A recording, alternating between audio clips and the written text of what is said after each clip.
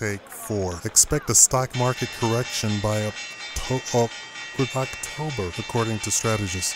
Welcome to the Shikama Live Show with your host Shikama. So the U.S. stock market will drop by 10% at some point during the next 5 months, pulling the S&P 500 lower than 1900, Stifel strategist Barry Bannister wrote in a note to clients. Quote, "We believe the S&P 500 has reached the end of the road in terms of being supported by the trilogy of weak commodities, dollar strength, and a low 10-year yield," Bannister said in Monday's note. The other big factor in the end of the Federal Reserve's stimulus. His report showed a high correlation between the rise in the S&P 500 and the expansion of the Fed's balance sheet since 2009. The central bank's assets have leveled since it's halted the purchase of Treasurys QE last October. Yet, the S&P 500 has continued higher. Stocks will correct during the seasonally weak May to October 2015 period due to the weight of a Fed asset-dependent S&P 500 pricing model we use, Bannister wrote. In other words, without the Fed's free money, stocks are worth